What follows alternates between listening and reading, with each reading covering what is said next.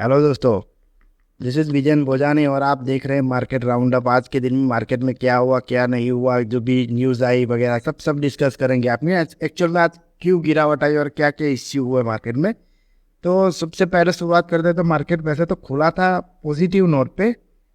शुरुआत तो पॉजिटिव हुई थी, पर बाद में जाके अचानक तो नहीं, मिड कैप स्मॉल कैप में तो सुबह से ही मंदी चल रही थी। आप बैंक निफ्टी ने टिकाने की बहुत कोशिश की, क्योंकि एज यूजल बैंक निफ्टी 47800 पे वो क्लोजिंग था वीकली। मैंने जो वीकली राउंड अप बनाया था उसमें कहा था कि ये क्लोजिंग है, तो ये जो है ना, ये निकाल जाएगा। ये बैंक निफ्टी कोशिश कर रहे हैं कि मार्केट को ऊपर ले जाए।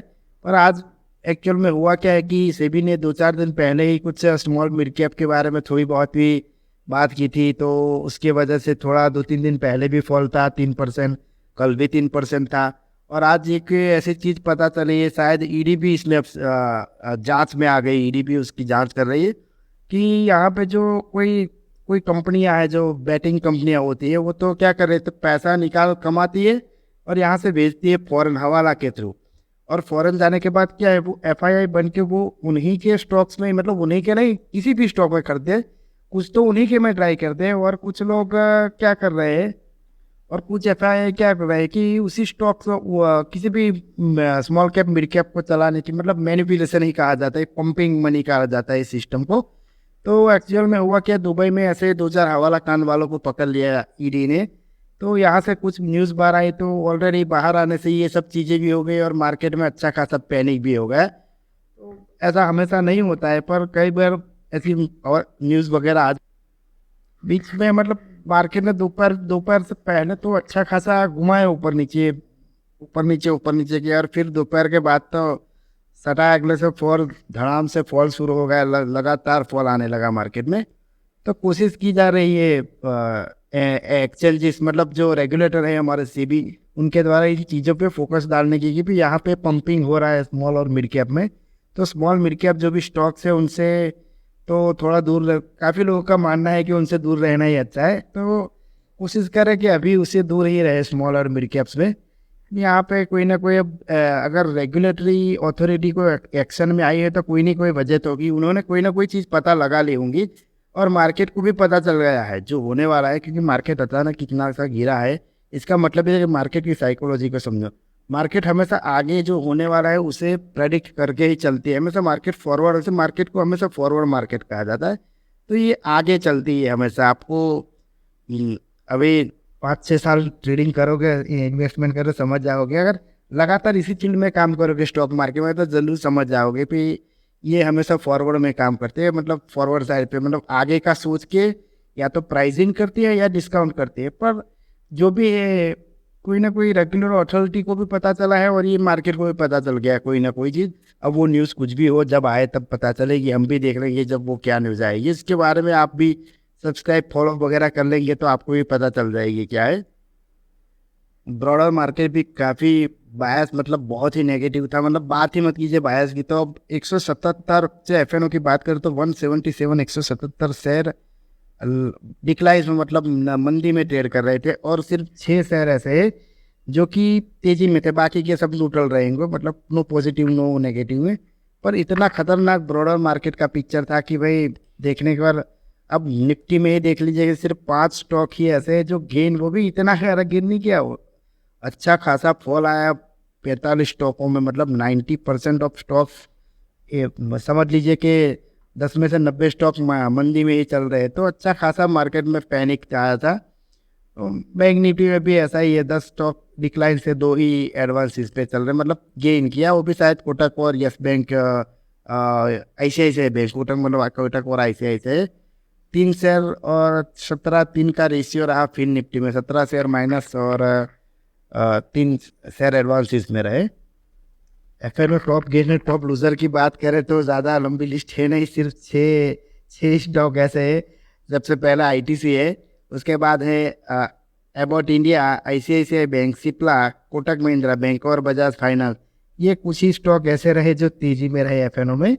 और जो स्टॉक मंदी में लूजर रहे उसका तो लिस्ट भी लंबा है, और उसका जो डिफरेंस, जो प्राइसिंग का जो पॉइंट, मतलब जो परसेंटेज में गिनते हैं, वो भी बहुत लंबा है।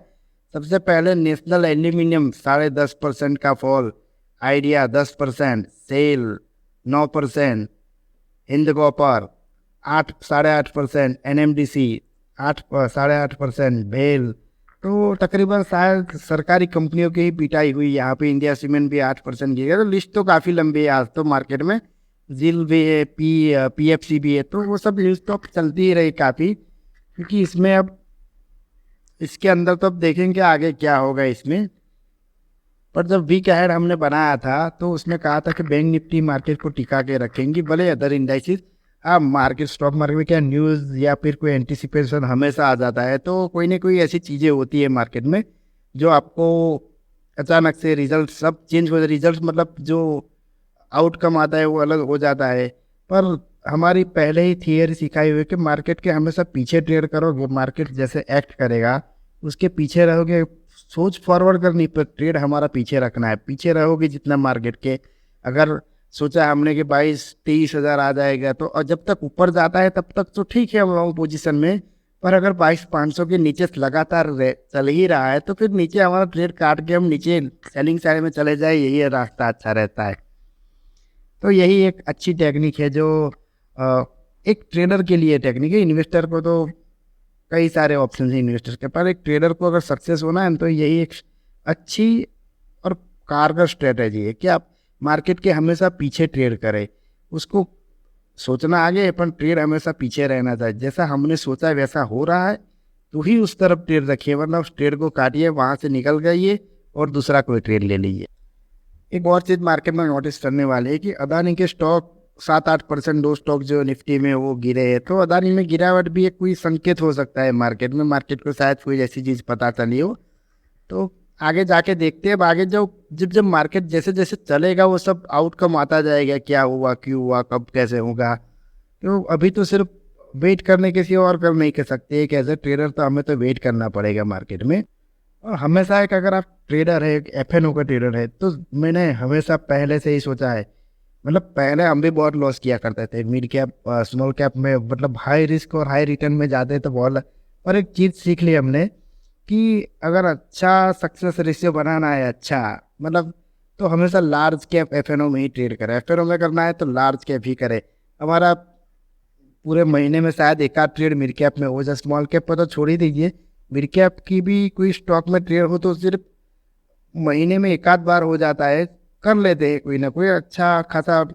अगर टेक्निकल्स हमारे जो भी पैरामीटर्स है उसमें आता कर लेते हैं। बाकी तो 100% ट्रेडिंग हमारी होती है लार्ज कैप स्टॉक में, क्योंकि लार्ज कैप गिरेंगे उतने नहीं जल्दी, उतना बढ़ेंगे भी नहीं जल्दी। पर FNO, क्योंकि FNO में तो बहुत ही मार्जिन वगैरह लगता है, आपको तो पता है। मार्जिन भी और लॉट्स होते हैं तो लॉस का और प्रॉफिट का साइज भी बड़ा हो जाता है। FII DII का भी डेटा देख लेते हैं। आज FII ने कैश मार्केट में तकरीबन 4596 से 4596 करोड़ की बिकवाली की है। और DII ने यहाँ पे 9093 करोड़ की खरीदारी की है। तो तकरीबन 4600 करोड़ के आसपास ओवरऑल जो नेट में देखा जाए तो बाइंग आएगा DII की ओर से। और एक्चुअल में जो FII इंडेक्स ऑप्शन में हैवी सेलिंग है, 16,000 करोड़ का सेलिंग इंडेक्स ऑप्शंस में है।